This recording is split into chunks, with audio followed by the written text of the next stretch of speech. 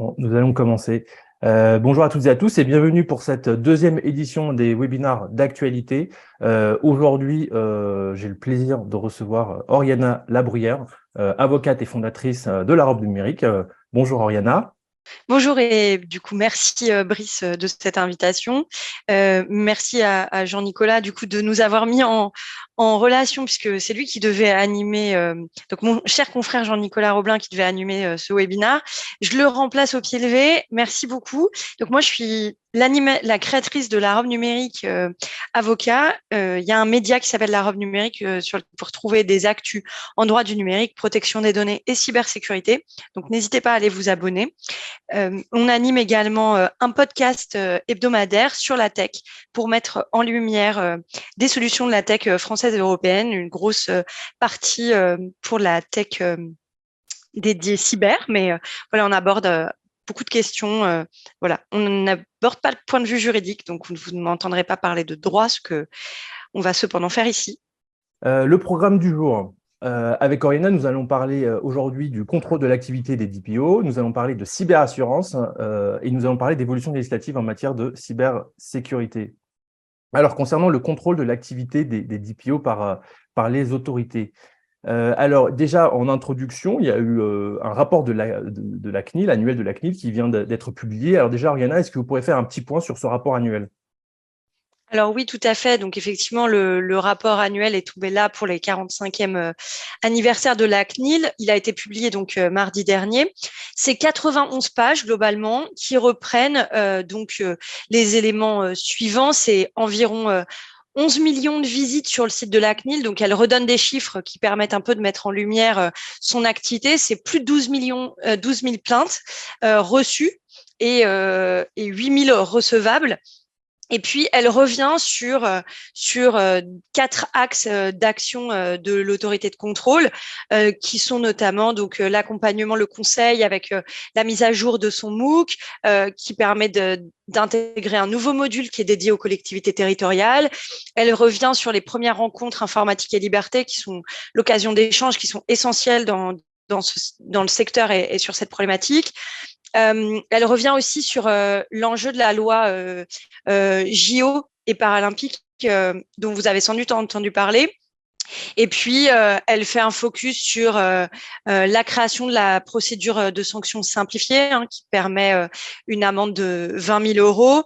Et puis, elle revient sur l'ensemble des contrôles qu'elle a pu engendrer. Donc, c'est 345 contrôles avec 147 mises en demeure et 21 sanctions quand même.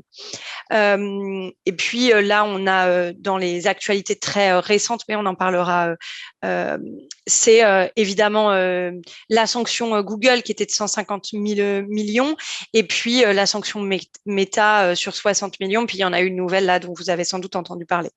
Voilà, pour le rapport annuel. Moi, je vous invite à aller le lire. Il y a une version plus très synthétique et puis très colorée qui permet peut-être que ce soit plus digeste pour les gens qui ne sont pas passionnés par le sujet, mais qui s'y intéressent. Donc, n'hésitez pas à aller voir.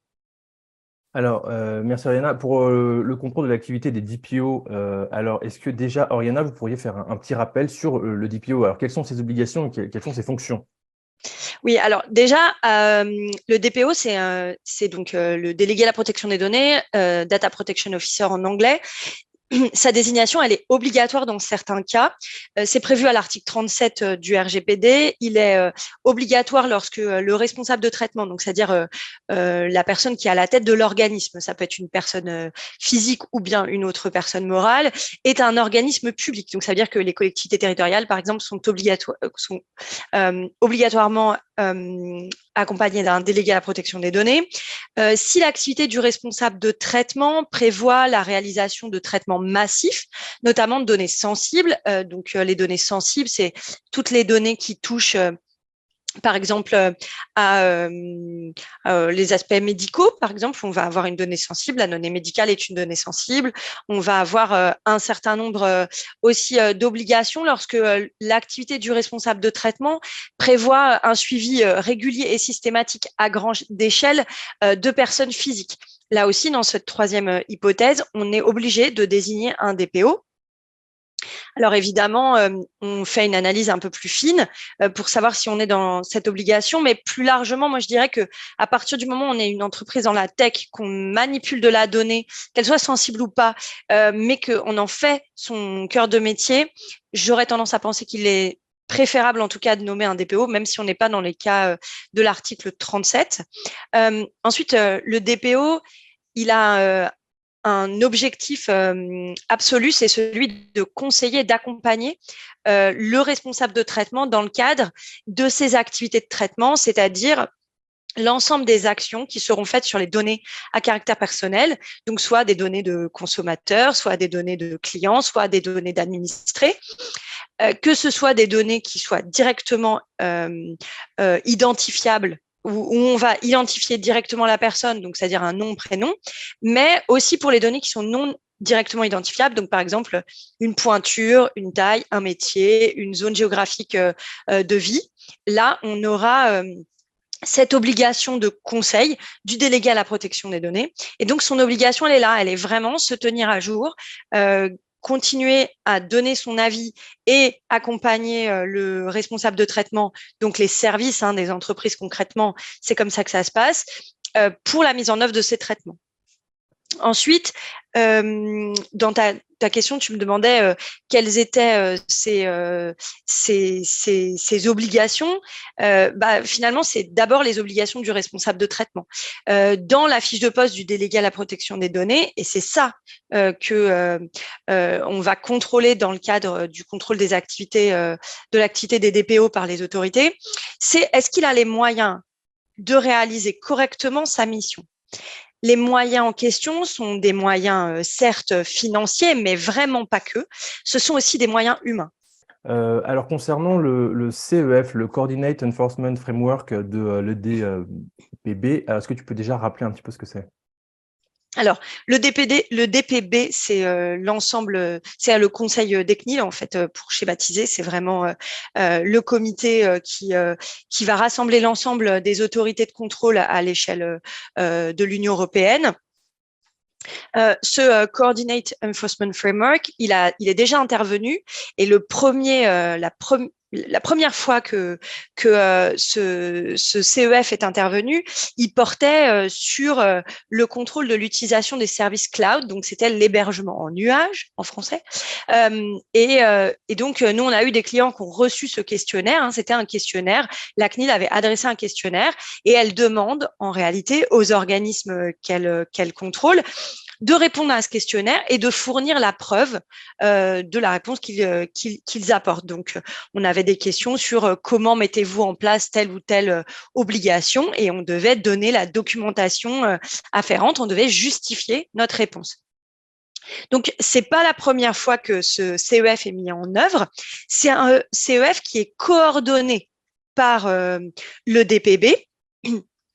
Et chacune des autorités qui y participent va décider des modalités de participation.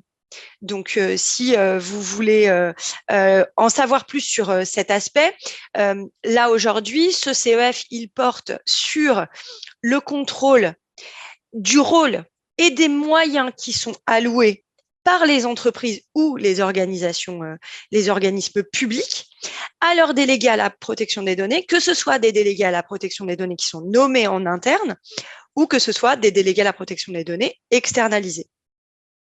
Pourquoi on fait ça?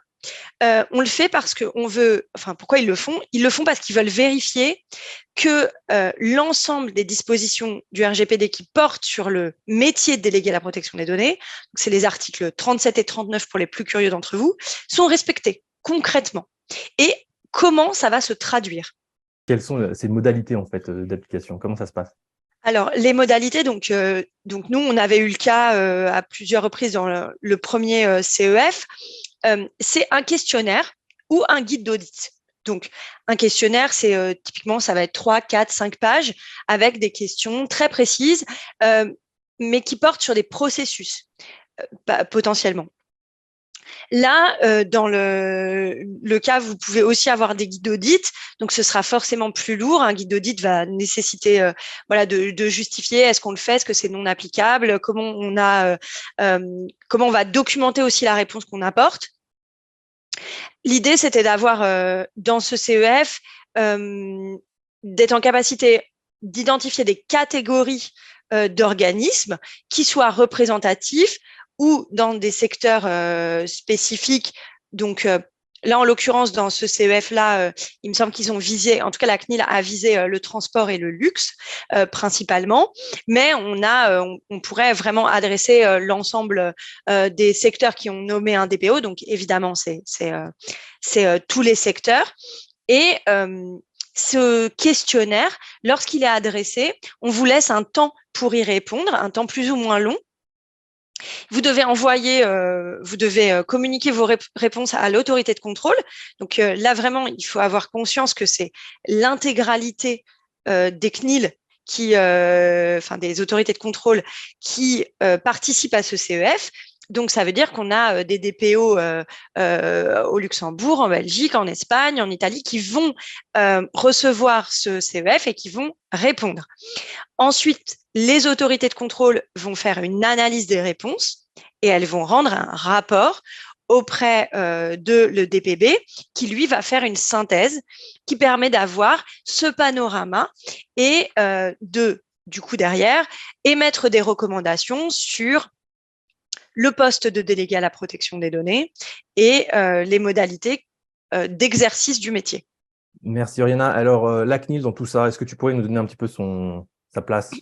Alors, la CNIL a adressé au mois d'avril une douzaine de questionnaires à des établissements publics et des collectivités territoriales aussi, notamment, et des entreprises privées. Donc, comme je le disais, principalement dans le secteur du luxe et des transports. La CNIL donc, a communiqué sur cet aspect. Derrière, c'est vraiment, la CNIL n'a pas de place particulière à ma connaissance.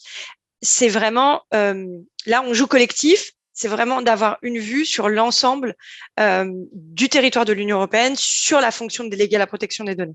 Merci. Alors, on a vu passer cette information, 1,2 milliard d'amendes pour Meta. Est-ce que tu pourrais nous rappeler un petit peu le rôle de l'EDPB dans cette amende? Alors, le rôle de l'EDPB dans cette amende, avant ça, il faut rappeler un peu la situation en fait de cette amende. Donc, c'est 1,2 milliard d'euros. C'est l'autorité irlandaise qui a infligé cette sanction pour non-conformité du RGPD en matière de transfert de données en dehors de l'Union européenne. Qu'est-ce qui est reproché, pour bien comprendre la sanction, qu'est-ce qui est reproché à Meta? C'est d'effectuer des transferts en masse de données d'utilisateurs européens vers les États-Unis sans apporter de garanties suffisantes, notamment vis-à-vis des autorités américaines, donc pour résumer, la Maison-Blanche, les autorités de contrôle américains. Ici, on a une problématique qui est en réalité une problématique très transverse, qui porte sur un sujet que vous connaissez sans doute tous, qui est l'enjeu de la mise en œuvre de mesures visant à organiser ces transferts de données. Donc, on a des clauses contractuelles type, notamment de la Commission européenne, qui pouvaient être mises en place. Cependant, ce n'est pas suffisant et elle a, en tout cas dans la décision, il faut cesser de s'appuyer sur des CCT et aller plus loin, notamment supprimer et rapatrier les données sur le territoire de l'Union européenne pour se conformer à la décision. C'est une décision sous astreinte. Et pour ce qui concerne la position de l'EDPB et son appui, en réalité, il y a eu un appui très solide de l'EDPB dans ce contexte pour notamment l'évaluation de la sanction. Donc, vous pouvez retrouver notamment de la documentation sur cet aspect. Mais ce qui est important dans la situation, c'est que on est vraiment sur l'enjeu de la souveraineté de la donnée vis-à-vis de puissances étrangères, bon là c'est le cas des États-Unis, mais ça pourrait être tout à fait d'autres puissances étrangères, c'est se dire que les clauses contractuelles, c'est bien, mais lorsque la puissance étrangère va pouvoir exercer des mesures qui vont mettre à mal, voire anéantir complètement en fait l'utilisation de ces clauses contractuelles type, eh bien elles sont évidemment inadaptées, insuffisantes, et donc il faut avoir d'autres garanties comme le rapatriement et la suppression des données. Merci Oriana. Alors on va passer maintenant au sujet suivant. On va faire un petit point sur la cyberassurance. Alors le point doit évoquer la loi d'orientation et de programmation du ministère de l'Intérieur, ou l'OPMI. Est-ce que tu pourrais déjà rappeler le contexte de cette loi? Alors déjà, une loi d'orientation, il faut bien comprendre, c'est une loi générale. D'accord? Donc, c'est des grands objectifs, des grands principes à réaliser. Et dans cette loi de programmation, il était visé notamment le remboursement en cas de cyberattaque. En fait, et c'est vraiment dans ce contexte de la cyberattaque massive que nous subissons et dont vous avez forcément entendu parler au quotidien, qu'arrive cette loi d'orientation et de programmation du ministère de l'Intérieur. Alors, comment elles sont prises en compte ces attaques et ces rançongiciels au regard de l'OMPI? Alors, dans cette loi, on a un article 5 qui vient encadrer l'assurabilité des risques cyber et qui encadre le paiement des cyberrançons avec une couverture assurantielle qui est envisagée. Est-ce que ça veut dire que vous avez la possibilité de vous faire rembourser les ransomware, enfin en tout cas les conséquences du ransomware, et dans quelles conditions? Ça veut dire que potentiellement oui. En revanche, il faut bien respecter un certain nombre de conditions. Je ne veux pas aller trop vite parce qu'il y a des petites slides avec des questions qui vont porter sur ces points. Mais ce qu'il faut comprendre, c'est que cette loi-là a été plus loin que simplement la question de la rançon. Pour rappel, le rançongiciel, c'est vraiment on vous dérobe vos données, elles ne sont plus accessibles, et contre une forte somme d'argent, on vous promet de vous les rendre. Donc, on a chiffré, par exemple, vos sauvegardes, et quand vous essayez de restaurer, vous ne pouvez pas. Donc, au final, vous avez le choix d'abandonner votre sauvegarde ou bien de payer le cybercriminel. C'est ça concrètement. La loi est allée plus loin puisque on n'est pas uniquement sur l'atteinte dans le cadre d'une rançon, mais on est vraiment sur une atteinte sur le système d'information automatisé de données. Donc, on est sur des attaques plus largement. Voilà. C'est un système, vous verrez l'acronyme STAD, qui est système de traitement automatisé. Merci. Alors, quels sont les délais prévus dans ces dispositifs? Voilà pourquoi je ne voulais pas aller trop vite en besogne, c'est que dans cette loi, on a notamment une obligation qui est une obligation de dépôt de plainte. Ça veut dire quoi? Ça veut dire que concrètement, lorsque vous subissez une cyberattaque de ce type, enfin cyberrançon ou autre, eh bien, vous ne pouvez pas, si vous souhaitez faire marcher votre assurance, vous ne pouvez pas passer l'incident sous silence. Et donc, vous avez une obligation légale de faire un dépôt de plainte sous 72 heures. 72 heures, on peut se dire, oh, ça va. En réalité, c'est hyper court. Hyper court parce qu'un dépôt de plainte, ça ne s'improvise pas.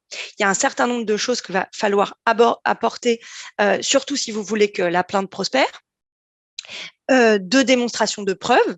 Donc, ça veut dire qu'au moment où déjà vous subissez l'attaque et vous rentrez dans un système de gestion de crise et que peut-être vous cédez un peu à la panique, vous devez avoir des experts, une cellule de com, vous avez tout un système qui va se mettre en place, et il ne faut pas oublier dans ces 72 heures de prévoir un temps de dépôt de plainte.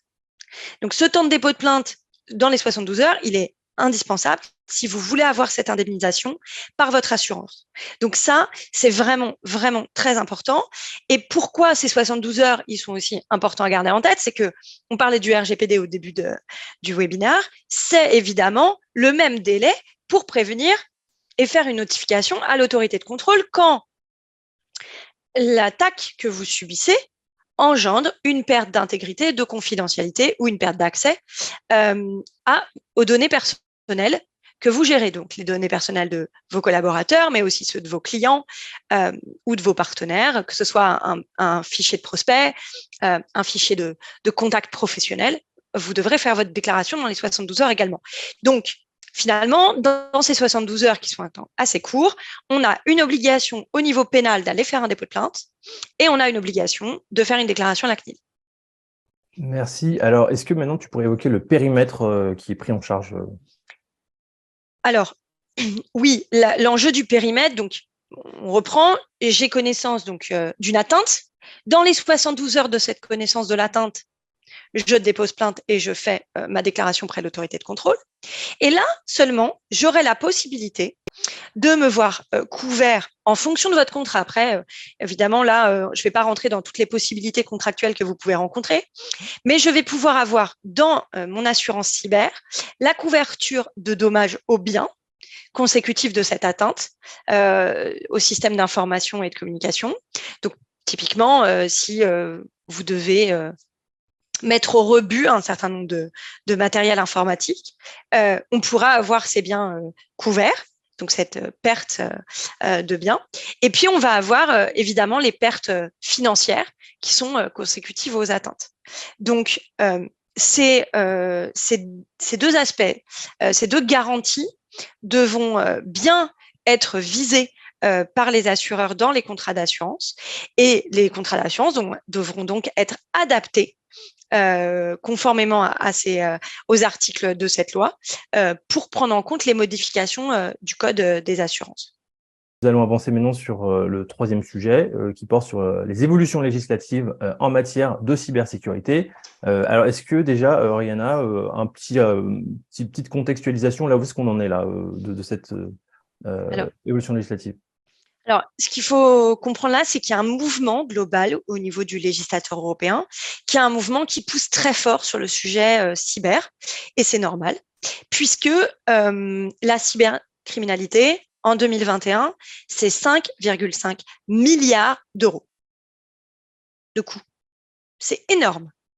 Donc, le législateur européen ne peut pas laisser les choses en l'état et dit on pousse pour faire avancer le cadre réglementaire. Et donc, je vais citer 3 réglementations, je dirais, sur ces aspects. DORA, le CRA, le Cyber Resilience Act, et puis NIS 2, la directive NIS 2. On va bien dans un système qui globalise, en tout cas qui essaye d'apporter une réponse globalisée à l'enjeu cybersécurité. DORA, c'est le Digital Operation Resilience Act. Il concerne le secteur financier. Donc, l'objectif de DORA est simple. C'est un règlement, donc règlement dit application directe dans l'ordre national, pas de loi de transposition. C'est quoi DORA? C'est des exigences uniformes pour l'ensemble du secteur financier. C'est la sécurité des réseaux et des systèmes d'information pour les entreprises, les organisations du secteur financier, mais aussi, et ça c'est important, pour leurs prestataires, notamment sont visés les fournisseurs de cloud, donc d'hébergement nuage, et les analystes de données, toutes les prestats, tous les fournisseurs de solutions qui analysent de la donnée. Et l'entrée en vigueur de DORA, qui est un règlement, donc il faut vous préparer tout de suite parce qu'il n'y aura pas de délai supplémentaire, je pense, de tolérance en fait. C'est le 17 janvier 2025. Autant dire que lorsqu'on est sur des projets de conformité et de sécurité, c'est demain. Ça veut dire budget, ça veut dire temps équipe, ça veut dire modification de process en interne, ça veut dire augmentation, ça peut vouloir dire achat de licence. En tout cas, voilà, c'est des projets qui sont lourds en termes de cyber, mais il n'y a pas le choix pour ce qui est du secteur financier. Ensuite, on a le Cyber Resilience Act, qui est pareil, un règlement qui, lui, est toujours en travaux, mais qui est très intéressant à étudier parce que vous allez comprendre, finalement, tout le monde va dans le même sens. En tout cas, tous les textes du législateur européen vont dans le même sens. Et là, c'est quoi? C'est l'objectif de sécurité des produits numériques. Donc, vos téléphones, vos ordinateurs, vos outils quelconques, vos cartes réseau. Enfin, c'est vraiment les produits numériques, mais aussi les logiciels. Donc là, c'est quoi? C'est Security by Design sur la production de produits numériques et de logiciels numériques. Et puis enfin, c'est évidemment la directive NIS 2 qui, elle, donc c'est la refonte de la directive NIS 1, qui est donc Network et Information Security. Cette directive, qui a été transposée chez nous en 2018, a été mise à jour et votée le 10 novembre 2022 par les parlementaires européens. Elle s'appuie évidemment sur NIS 1, mais elle va plus loin, on va en parler. Et elle est entrée en vigueur le 21 janvier 2023 avec un délai de transposition de 21 mois. 21 mois, ça veut dire quoi? Ça veut dire que la directive sera contraignante pour les États membres. S'ils n'ont pas fait de loi de transposition, elle aura une application directe dans l'ensemble des États membres en octobre 2024. Ça veut dire quoi? Ça veut dire que concrètement, l'ensemble des États membres auront des lois de transposition, devront avoir mis en œuvre des lois de transposition pour octobre 2024. Et donc, ça veut dire que les organismes qui sont soumis à NIS 2 devront être conformes à cette date. Et c'est assez lourd. Est-ce que tu pourrais nous expliquer qu'est-ce qui va changer en fait avec NIS 2? Alors, ce qui va changer, d'abord, c'est la question du secteur, de l'impact sur c'est sur quel secteur va impacter, quels secteurs sont impactés par NIS 2. Alors, NIS 2, ce qu'il faut bien comprendre, c'est que c'est un élargissement vraiment fondamental du champ d'applicabilité, puisque c'est ajouté à NIS 1 le secteur spatial, les administrations publiques, les fournisseurs de services numériques, l'alimentation, les réseaux d'eau usée et de gestion des déchets, les services postaux et les fabricants de produits chimiques et pharmaceutiques. On vise l'administration publique pour que lorsque les administrations répondent à certains critères. Et je veux insister sur l'administration publique parce que c'est vraiment aussi un enjeu dans cette directive. Lorsque l'entité est l'unique prestataire d'un service de l'État, par exemple, lorsqu'une perturbation du service pourrait avoir un impact sur la sûreté publique ou la sécurité publique ou bien la santé publique, sont concernés également les collectivités, enfin les administrations publiques si une perturbation du service pouvait introduire un risque systémique et lorsque l'entité est considérée comme critique via son importance au niveau de sa région ou au niveau national. Donc, parce que, par exemple, elle rend un service particulier ou parce qu'elle est, dans des secteurs interdépendants de l'État. Ça veut dire quoi concrètement? Ça veut dire que on vise environ 600 types d'entités différentes ici au regard de l'échelle publique. C'est majeur.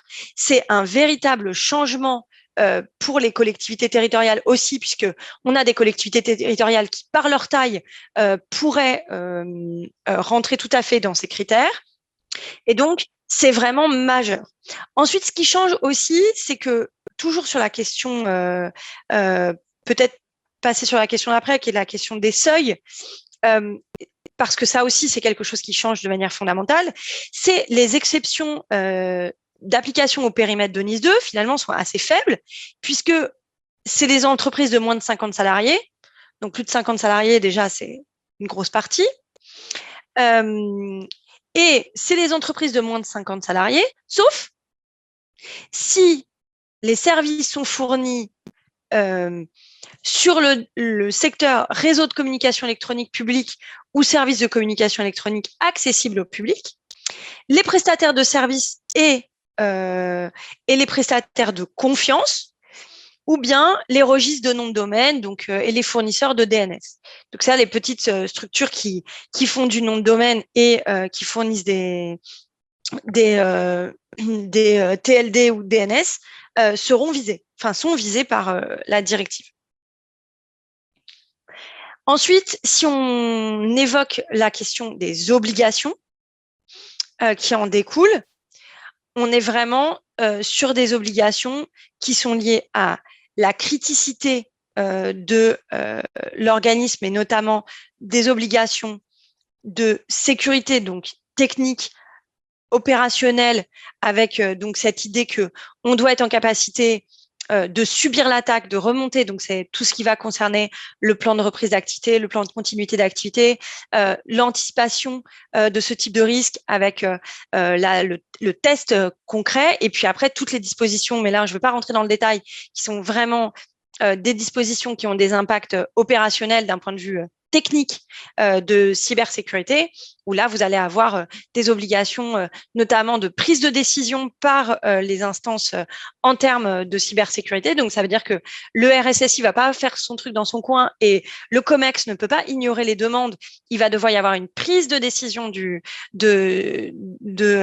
mandataire, notamment dans le secteur privé, mandataire donc le président, par exemple, va devoir trancher, prendre des décisions avec son responsable de la sécurité. C'est plus un sujet uniquement qui sera un sujet technique, c'est vraiment un sujet qui est, avec NIS 2, porté sur des plus hautes instances et avec une vue très transversale de l'obligation de sécurité qui devient là vraiment extrêmement contraignante pour les organismes, qu'ils soient publics ou privés, des secteurs que j'ai rappelés tout à l'heure. Nous allons passer à un sujet connexe, mais qui est toujours dans une thématique de cybersécurité, mais d'État cette fois. Vous avez vu passer dans la presse un projet de loi en préparation qui permettrait une activation de téléphone à distance par la police. Alors, que faut-il en retenir ? Alors, en fait, donc cette actu, elle vient de certains tweets. Alors moi, je suis pas trop sur Twitter. Enfin, j'ai un compte, mais je suis pas très active sur Twitter. Et en fait, je comprends que certains tweets ont été peut-être un peu rapides sur cet aspect. Et donc, cette idée que le gouvernement ou bien l'État au sens large va pouvoir faire de l'espionnage généralisé, prendre le contrôle de téléphone à distance, voilà. Alors, ce qu'il faut peut-être rappeler ici, c'est que aujourd'hui, il y a un cadre légal qui permet, quand on est sur un crime ou un délit qui est puni d'au moins 5 ans d'emprisonnement, on a la possibilité, si le juge l'autorise seulement, d'activer, de réaliser des contrôles sur des appareils de personnes qui sont suspectées et qui pourront encourir ce type de sanctions. Là, dans le projet de loi, il a écrit, donc c'est l'article, si mes souvenirs sont exacts, c'est l'article 230-34-1, quelque chose comme ça, du projet de loi, qui vise de pouvoir autoriser une activation à distance d'un appareil électronique. Donc, ça peut être un ordinateur, un téléphone portable, peut-être mettre une box, pourquoi pas, à l'insu ou bien sans le consentement du propriétaire, évidemment, puisqu'on ne va pas lui dire « au fait, je te mets sur écoute », pour procéder à une localisation en temps réel. Donc, c'est clairement « où es-tu » pour que je puisse te suivre ce que tu fais, les personnes que tu rencontres, etc. Donc, c'est pas finalement, c'est pas l'État sans contrôle, puisque c'est vraiment une décision d'un juge qui autorisera ce dispositif. Concrètement, ce qu'il faut vraiment avoir en tête, c'est qu'aujourd'hui, c'est un dispositif qui est déjà mis en œuvre en réalité, qui ne dit pas son nom de cette manière, mais finalement, on ne fait que légaliser quelque chose qui était aujourd'hui pas vraiment illégal, mais qui, en tout cas, on avait un vide juridique sur cet aspect. Donc aujourd'hui, cette disposition, elle vient remplir, elle vient combler un vide juridique. Mais ça n'est pas, et d'ailleurs, quand on lit le texte, on le comprend, ça n'est pas uniquement une décision de la police ou de la gendarmerie, ça ne va pas être une décision simple des enquêteurs, c'est bien une décision qui n'est possible que sur la validation d'un magistrat, donc avec des contrôles. Je ne vais pas rentrer dans le détail ici, mais c'est vraiment le contrôle judiciaire qui va s'opérer avant cette activation. Ce qu'il faut comprendre aussi, c'est qu'aujourd'hui, la procédure pénale, elle permettait déjà ça, mais elle le permettait avec une action manuelle. Donc là, ce qui change, c'est que c'est à distance, on couvre cet aspect à distance. Voilà, c'est ça qui change particulièrement sur ce projet de loi. Voilà. Mais faut pas se leurrer. Le juge va statuer et donc si un policier voulait mettre je sais pas moi toute une ville, tout un immeuble, toute une résidence sous ce contrôle-là, le juge ne l'autoriserait vraisemblablement pas. Il faut vraiment que ce soit dans des cadres très précis.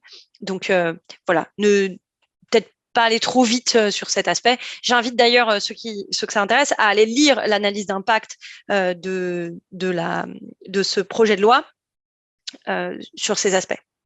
Quelle réaction avoir suite à une cyberattaque? Faut-il payer ou non? En tant qu'avocate, je comprends aussi qu'on soit désemparé, et en tant qu'élu de communes de petite taille, je comprends à double titre qu'on soit désemparé et qu'on se dise si je paye, je règle mon problème, je récupère mes données. En réalité, c'est hyper pervers de payer. Ça pose des questions évidemment de financement du terrorisme, parce que ce sont des terroristes. Alors, pas religieux, hein, c'est vraiment terroriste au sens large, c'est la véritable définition du terrorisme. C'est ce financement-là qui permet de continuer aux hackers, aux cybercriminels, de prospérer finalement. Ils tentent, on les paye, ils continuent. Si vous avez payé une fois, pourquoi vous ne repayerez pas une deuxième fois? Si tel secteur est plus enclin à payer, les cybercriminels, moi je les comprends. On a tous envie d'avoir un gain plus rapide. On va aller taper ce secteur-là parce qu'on va savoir qu'ils sont plus faibles entre guillemets sur l'aspect sécurité, et qu'ils auront une plus grande tendance à payer parce que ils vont pas savoir, ils n'ont pas mis en place ce qu'il fallait, soit d'un point de vue technique, soit d'un point de vue orga, et donc forcément ils vont aller là-dessus. Donc oui, j'ai un avis sur le fait que payer la rançon finance ce terrorisme-là, et clairement j'ai l'avis qu'il faut pas payer et que c'est pas tant pis parce que c'est pas aussi facile, mais c'est pas possible de. Enfin, en tout cas, je donnerai jamais le conseil de payer, presque quoi qu'il en coûte. Voilà. Et on le voit, hein, on a dans la presse des cas où les entreprises ont payé et la conséquence a quand même été soit de mettre la clé sous la porte, soit de subir des conséquences lourdes pendant plusieurs mois de cette attaque. Donc, voilà. Globalement, dans la vie numérique, comme dans la vie, j'ai envie de dire, appliquez-vous dans la vie numérique ce que vous appliqueriez dans la vie réelle. Et si on vous fait chanter dans la vie réelle, combien de temps vous tenez?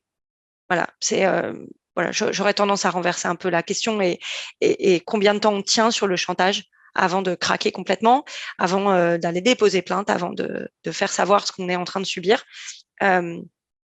C'est aussi des questions qui sont un peu en lien avec la honte et ce délai de 72 heures.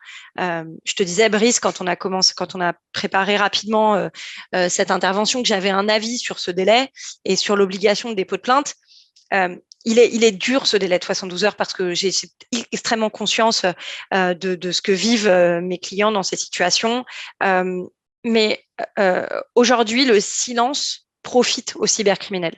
Le silence qui entoure le fait de vivre cette attaque profite aux cybercriminels qui du coup se disent la victime a honte, finalement, un peu comme d'autres aspects. Hein. La victime a honte, elle ne va rien dire, elle a peur pour son image de marque. Pour sa notoriété. Elle a peur vis-à-vis de ses clients, vis-à-vis de ses partenaires. Elle a peur de devoir rendre des comptes. Elle a peur parce que de toute façon, si j'ai bien pénétré dans son système d'information, c'est que finalement, ils n'étaient pas autant au taquet. Et donc, elle va rien dire. Et c'est ce qui se passe encore aujourd'hui. Et c'est pour ça que finalement, ce délai de 72 heures, est-ce que c'est le bon délai à ça je me garderai bien de le dire, mais en tout cas, d'avoir cette obligation de faire une déclaration, enfin de faire un dépôt de plainte, me paraît être une bonne chose. Voilà. Et puis, plus largement que ça, informer les personnes sur l'obligation donc qu'on retrouve dans le RGPD, qui est l'information des personnes concernées, donc des personnes physiques qui ont vu leurs données divulguées. Ça me paraît aussi hyper important pour que ces personnes-là ne soient pas demain elles-mêmes victimes d'actes de manipulation. On le voit, hein, aujourd'hui, on a des attaques extrêmement bien organisées où vous recevez un appel de quelqu'un qui se fait passer pour la répression des fraudes de je sais pas quel organisme bancaire et qui vous pousse et qui vous met une pression terrible en plus. Hein, puis c'est très difficile de dire non, qui vous met une pression terrible pour que vous passiez des virements. Alors vous allez me dire oui, faut pas être naïf. Mais là, on est on est entre gens potentiellement qui comprennent les enjeux du numérique, qui s'y intéressent. On a toute une partie de la population pour lequel c'est absolument pas naturel. Donc, et pour lequel ces personnes-là n'imaginent pas que la simple connexion de votre téléphone pour le brancher dans une gare à un port USB pour le charger va permettre la récupération d'informations de votre téléphone. Pour plein de personnes, ça, c'est pas évident. Et encore heureux, je dirais. Mais aujourd'hui, c'est la réalité et on ne peut plus, on peut plus passer ça sous silence. Et les organisations privées comme publiques, petites ou grandes, ont aussi, je pense, cette obligation un peu morale de communiquer, de faire quelque chose et de permettre qu'il n'y ait pas d'attaque en cascade. Voilà. Oriana Labruyère sur ces ensembles de réseaux. Donc, vous pouvez retrouver Oriana Labruyère sur LinkedIn. Vous pouvez la retrouver avec la robe numérique également sur LinkedIn. La robe numérique, c'est également sur Instagram. Donc, voilà, il y a le mail pour la robe numérique et également le site web. Vous pouvez aussi retrouver Droit du numérique Actu sur LinkedIn, également Nouveaux Médias qui est à la base de Droit du numérique Actu. Vous pouvez aussi envoyer un mail à brice@nouveau.media. Voilà, écoutez, ce webinaire touche à sa fin. Merci beaucoup d'y avoir assisté. Je vous dis à très bientôt pour un prochain webinaire d'actualité. Merci Oriana, à très bientôt, au revoir. Merci à tous.